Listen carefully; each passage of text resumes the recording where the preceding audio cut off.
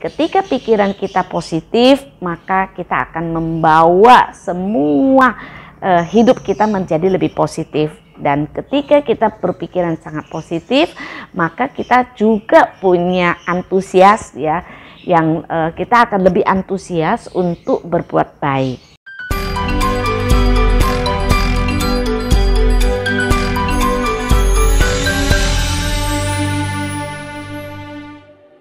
Halo, saya Meli Kiong. Saya adalah seorang ibu rumah tangga dan juga sebagai praktisi mindful parenting.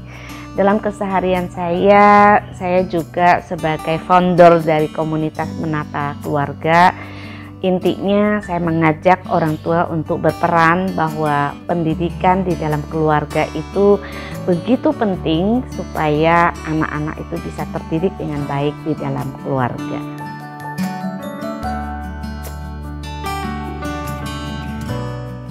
Perbedaan antara nasib dan takdir itu adalah kalau nasib itu bisa kita ubah, sedangkan takdir itu tidak bisa kita ubah.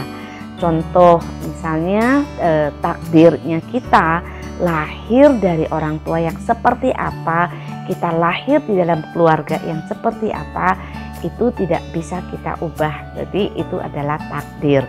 Sedangkan nasib, mungkin nasib saya dulu susah dan sekarang saya bisa mendapatkan nasib yang lebih baik karena ada proses untuk perubahan itu.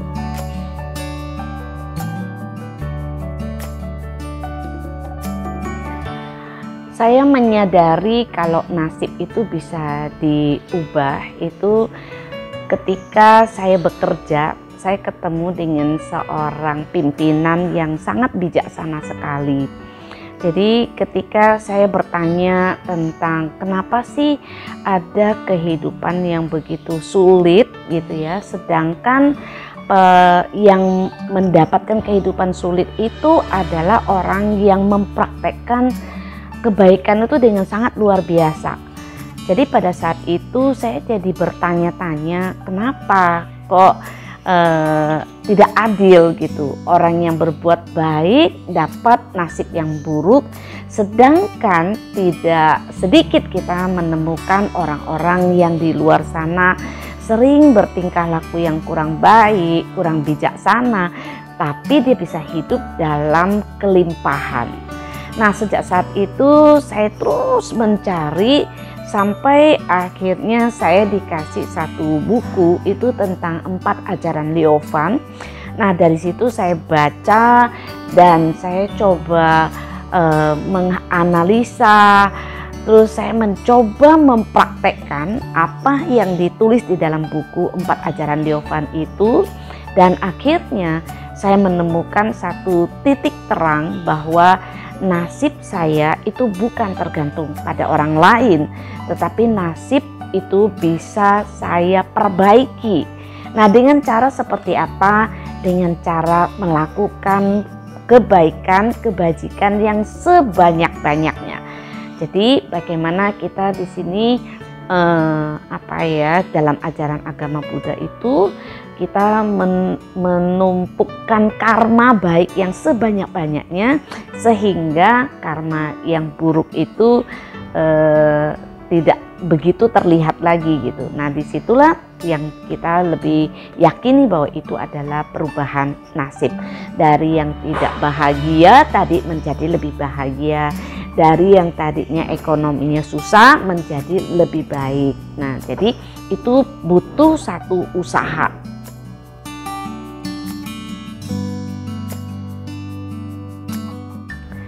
Karena saya terus mencari tahu ya atas apa yang terjadi pada keluarga saya. Jadi saya melihat langsung ya bagaimana almarhumah mama saya yang sangat baik sekali ya, selalu datang kepada orang ketika orang membutuhkan pertolongan. Bagaimana mama saya yang tidak punya secara materi, tetapi dia bisa mendanakan tenaganya, dia bisa mendanakan perhatiannya, dia bisa mendanakan telinganya gitu ya. Tetapi kenapa perjalanan hidup mama saya itu begitu menderita?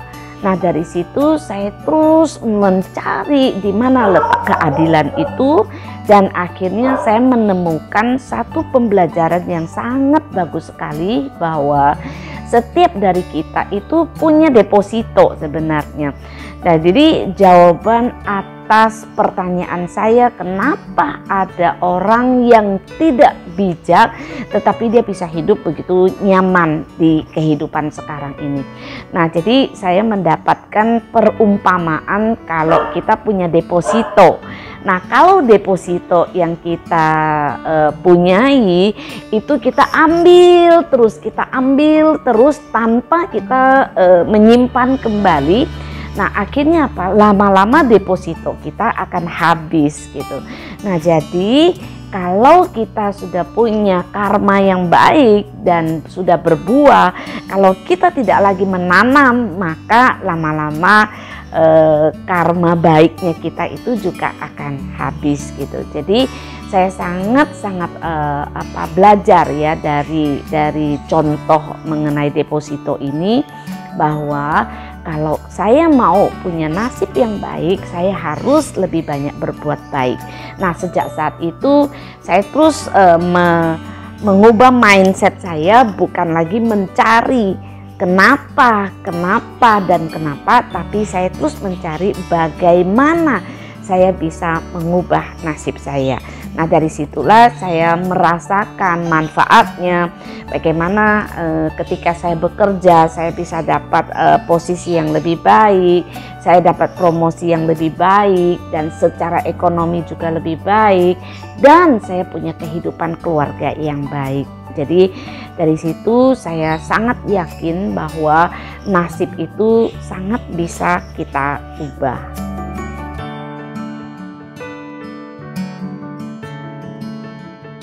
Yang harus kita lakukan adalah kita tetap sadar ya itu, bahwa kita bisa memulai dengan mengatur mindset kita, mengatur pikiran kita. Karena apa? Karena pikiran yang baik itu akan menghasilkan perkataan yang baik, dan perkataan yang baik itu perlu diwujudkan dalam tingkah laku yang baik. Nah, kalau kita cuma pegang aja prinsip seperti ini, artinya kita akan tiap hari kita akan menabung kebaikan-kebaikan.